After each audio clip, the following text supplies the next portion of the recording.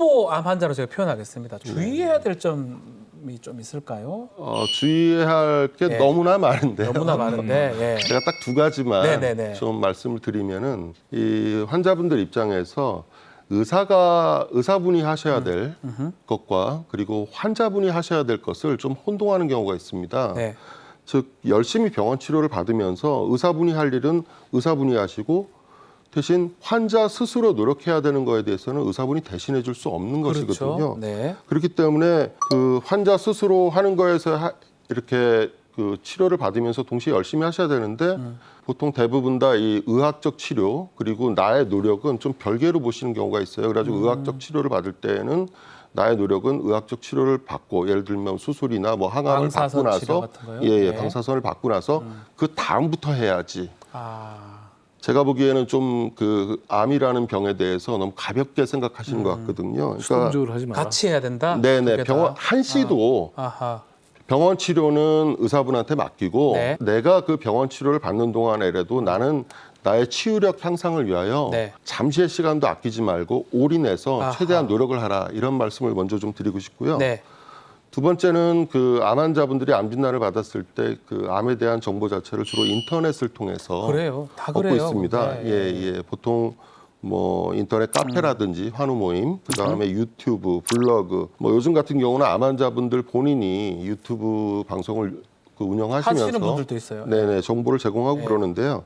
근데 이 정보들이 이제 제가 좀 오랜 경험을 한 상태에서 좀 보면은 대부분은 다 도움이 되는 정보인데요. 네. 그 중에는 일부 상업적인 글이라든지 또는 좀 어떤 환자분들한테는 도움이 되겠지만 어떤 환자분들한테는 상당히 좀 위험한 정보들이 좀 있습니다. 아. 그래가지고 이런 거를 골라내는 게 그렇게 쉽지는 않겠지만 그러면 그 예를 들어서 위험한 정보라면 지금 제가 보기에 이렇게 네네. 고기는 좋고 녹즙은 뭐 안 된다.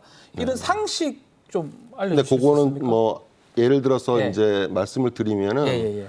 그 보통 이제 이런 상황에서 저는 어떻게 하면 좋을까요라고 이제 인터넷 카페 같은 데서 네. 다른 환자분들이 조언을 주실 때 조언을 하죠. 예. 그 저는 비슷한 상황에서 66번에 항암을 받고 지금 이제 그 받고 지금 아직까지 생명을 유지하고 있습니다 했는데 굉장히 그 질문을 하신 분 같은 경우는 그 분의 조언을 따를 것 같더라고요. 근데 예. 이제 제가 봤었을 때는 그분처럼 66번의 항암을 견뎌낼 수 있는 분은 실제로 암 환자분들 10명 중에서 뭐 한두 명 드물죠. 정도도 예. 안 되는 상황이거든요. 그런데 그런 정보 자체는 저 사람이 했으니까 이 같은 환자였기 때문에 오히려 더 신뢰감을 가지고 믿게 그러니까 옥석을 잘 구분하지 못하는 상태에서 무조건 믿고 싶은 오히려 그런 마음들이 상당히 좀 많은 상태고요. 네. 네. 자, 그리고 아까 말씀하셨던 잘못된 상식 같은 거요. 네, 잘못된 상식 같은 경우는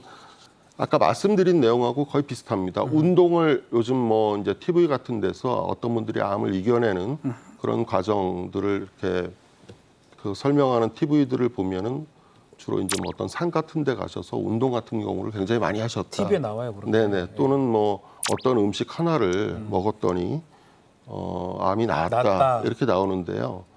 그렇게 좀 단순한 문제는 아니거든요. 아니겠죠. 예. 네.